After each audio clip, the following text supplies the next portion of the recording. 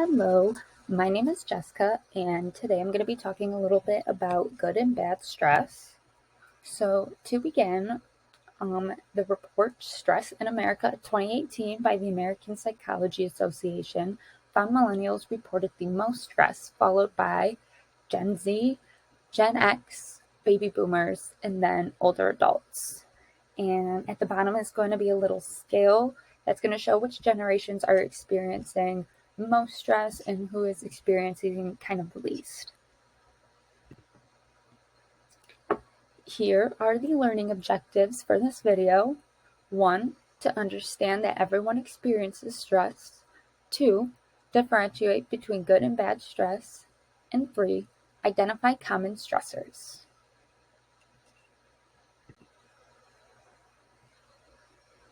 So stress is normal and okay to experience.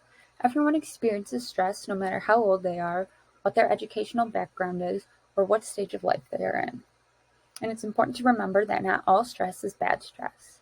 There is good stress, and good stress is positive emotions that help you to prepare and perform.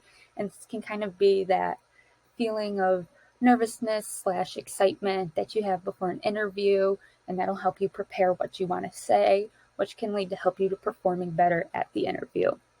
But there is also bad stress, and that is kind of what tends to get the most focus on, what people tend to always notice the most. And that's going to be kind of more referred to as job stress. Job stress is the harmful physical and emotional responses that occur when the requirements of the job do not match the capabilities, resources, or needs of the worker.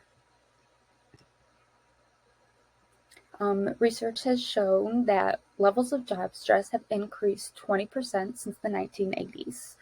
This probably is due to a large factor that stress is contagious, to the point where 76% of people say job stress has negatively impacted their personal relationships, 66% have lost sleep due to it, and 16% have quit their jobs. Some most common stressors are going to be personal debt, health concerns, housing instability, work, and the economy. So it's very important to identify common stressors and understand stress and how we cope with it rather than to just run from it. Potential stressors are going to come in different levels. The first level is going to be the individual level, and that's really going to focus on your personal job and the day-to-day stresses that it has.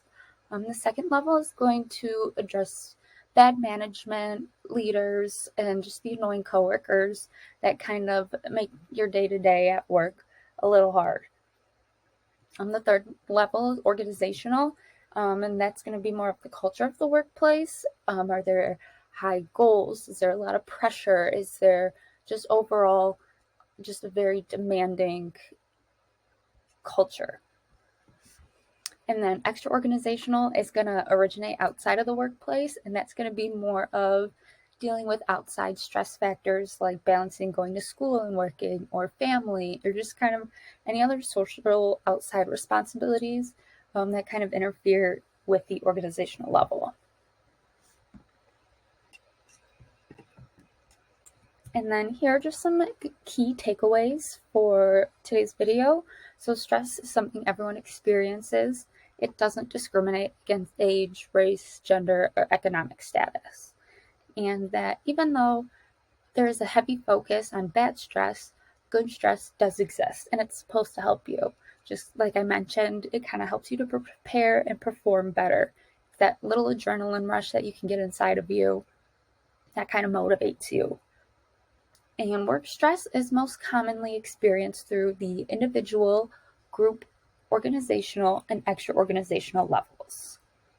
And they all have different factors that play a role in stress. Some discussion questions for today are: why do you think millennials have been reported to carry the most stress? Can you recall a time you experienced good stress? Did you know it was good stress at the time? And the last question: what are some factors that give you stress today? How do you think it will change when you are older? Thanks so much for watching, and I hope you learned a little bit about good and bad stress.